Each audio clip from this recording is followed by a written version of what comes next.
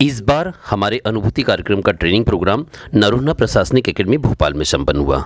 यहाँ जाने पर हमें भी कुछ नई जानकारियाँ मिली। नई जानकारी ये है कि इस साल से हमें प्राइवेट स्कूलों को भी अनुभूति कार्यक्रम के लिए शामिल करना है, यानी उन्हें भी जंगल घुमाने ले जाना है। चलिए नई जानकारी से रूबरू आप भी हो जाइए। इस क्षण को और स्मृति जीवन भर के लिए व्याप्त कर दें। चलिए ये जानकारी एमपी टूरिज्म के हेड सत्यानंद सर से हम खुद ही सुन लेते हैं। उनसे शुल्क लेकर के, और बहुत नॉमिनल शुल्क है। कोई भी परिवार अपने बच्चे के लिए साल का 120 रुपया या 150 रुपया तो निकाल ही सकता है वन जंगल में भ्रमण और उसके बारे में जानने के लिए। तो इस उद्देश्य से ये व्यवस्था की गई है कि आप जो हमारे अनुभूति के मास्टर ट्रेनर्स हैं वो प्राइवेट स्कूलों से मिल करके और बच्चों को ले जाएं। एक बार में 40 बच्चे, दो टीचर, 2 अनुभूति मास्टर ट्रेनर, एक बार में 40 बच्चे, मतलब 20 बच्चों के ऊपर एक अनुभूति मास्टर ट्रेनर होंगे। बच्चे हर रोज उसी तरह से जैसे स्कूल जाते हैं उसी तरह से घर से निकलेंगे, मतलब अपना खाना पानी लेकर के निकलेंगे।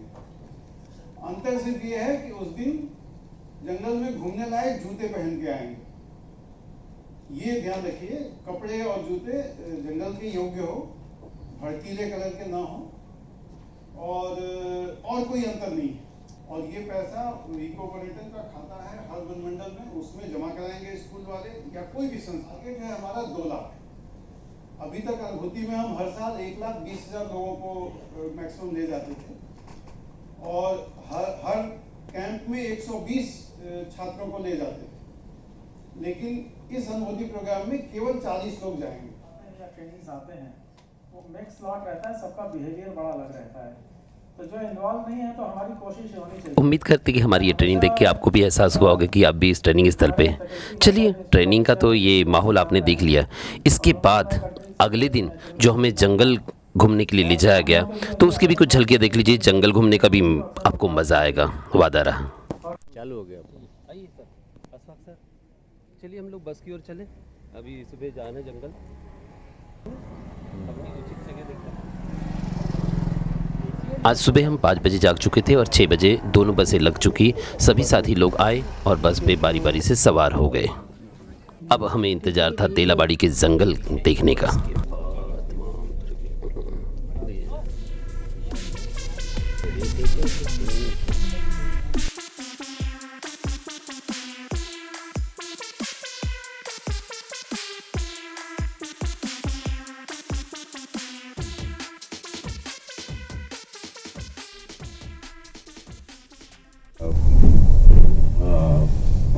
बढ़िया फॉरेस्ट है देलाबाड़ी का, आप लोग को बहुत आनंद आएगा वहाँ पे। और शेड्यूल आप सभी के पास है, आपको पता है आज का शेड्यूल क्या है हमारा, तो वहाँ जाके आपको आगे की ब्रीफिंग मिलेगी। बस मेरा यही कहना है कि उस शेड्यूल को हम लोग फॉलो करेंगे। और आप लोगों से निवेदन है, जो व्हाट्सएप ग्रुप के ऊपर एक लिस्ट आई है आपके नामों की, अपना नाम चेक कर लें, उसमें आपकी स्पेलिंग मिस्टेक ठीक है, नाम पूरी तरह पूरा है या स्पेलिंग में कोई दिक्कत हो तो आप उसी पर रिप्लाई कर दें।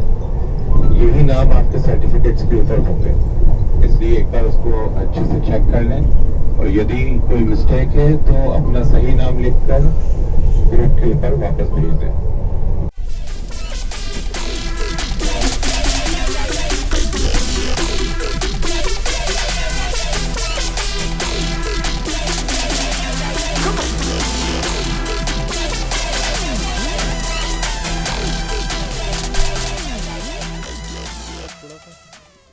अब हम सभी लोग देलाबाड़ी के रातापानी अभ्यारण्य में पहुंच चुके थे।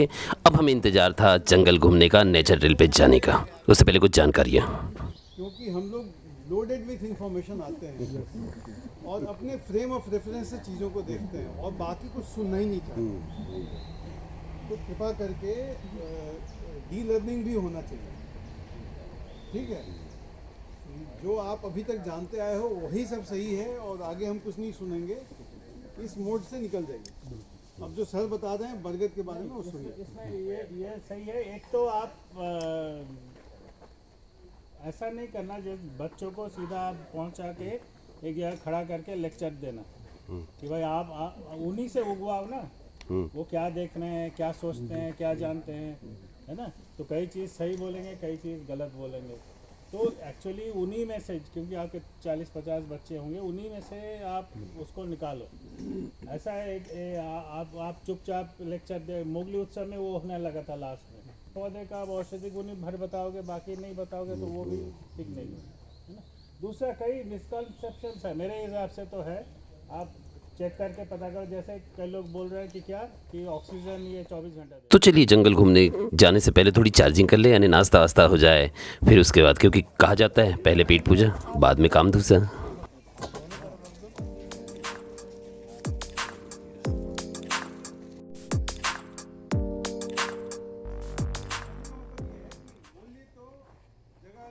बच्चों को भी जब आप लेके जाएं तो सबसे पहले ये बता दीजिए कि तुम्हारे मन में जो भी सवाल आ रहा है वो तुम लोग लिख लो। खैर यहाँ तो चर्चा हो रही थी, लेकिन ऊपर ये पेड़ पे बैठे बंदर महोदय ये भी कुछ शायद करना चाह रहे हैं, कुछ वॉकिंग टॉकिंग करना चाह रहे हैं।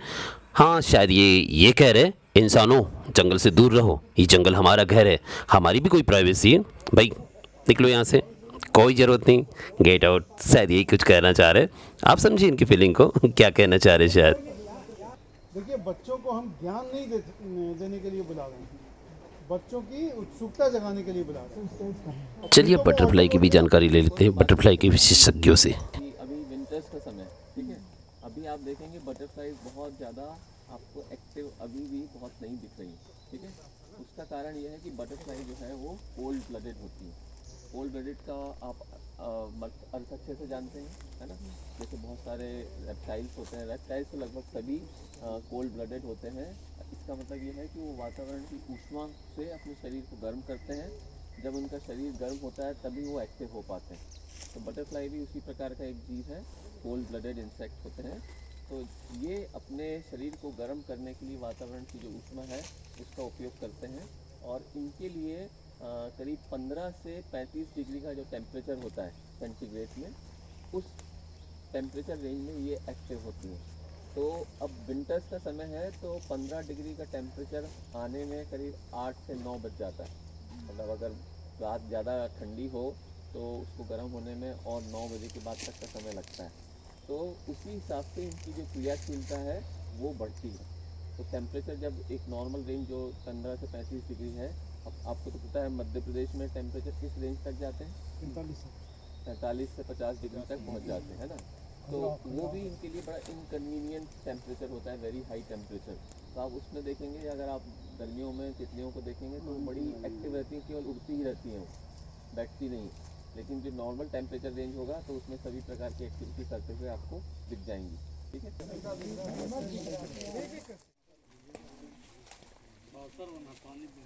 अच्छा, ये क्या है? वाटर होल तैयार किए। वाटर होल बोलते हैं। वन्य प्राणियों के लिए पानी की व्यवस्था की गई। पानी तो है यहाँ पे, बट ये ऐसा पूल टाइप का बना दिया ताकि हमेशा अवेलेबल रहे। नाला बैंक, ठीक है। तो कहिए, लग रहा है ना आपको भी कि आप भी हमारे साथ इस जंगल के सफ़र में हैं। वाकई में बहुत ही अच्छा अनुभव होता है जंगल की सैर करना। ये बच्चों को जरूर दिखाना चाहिए, क्योंकि ये यहाँ इस चीज़ का प्रत्यक्ष प्रमाण है, कोई सी न कोई जानवर है। अब इससे ये देख सकते हैं कि हम लोग कि ये शाकाहारी प्राणी है कि मांसाहारी प्राणी है। आप लोगों को क्या लग रहा है, शाकाहारी है मांसाहारी? शाकाहारी लग रहा है। कैसे? बताइए। तो घास खाता है, ये मांसाहारी का, ये जो हड्डी का कैल्शियम है ना, कैल्शियम है वो, उससे ये मालूम चल रहा है कि ये मांसाहारी है। क्योंकि ये पूरा देख रहे हो आप, और यदि आप इसको छुओगे तो इसमें छोटे छोटे बाल भी दिखेंगे आपको। तो ये बीट ही है, स्पोर्टी है, इससे ये पता चल रहा है वो छोटे।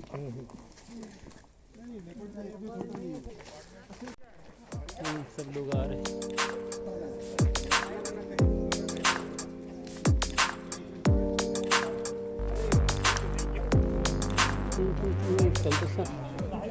वन भ्रमण के पश्चात हमें प्रोजेक्टर में बटरफ्लाइज और अन्य जानवरों के बारे में और वन के बारे में बहुत ही डिटेल जानकारी दी गई, जो बहुत ही काम की थी। अब यही जानकारी हमें बच्चों के बीच लेकर जानी है। मैं आपकी जानकारी के लिए बता दूं कि मुझे 5 वन परिक्षेत्रों में जाके बच्चों से मिलना है, जैसे अपना खैरलांजी, लांजी, लौगुर, वारासिनी और लाल बर्रा। चलिए मिलते हैं इस बार के अनुभूति कार्यक्रम में। आपसे वादा रहा कि इस बार का अनुभूति कार्यक्रम भी पहले की अपेक्षा बहुत ही बेहतर होगा। Thank you. मिलते हैं इस अनुभूति कार्यक्रम में आपसे। बाय।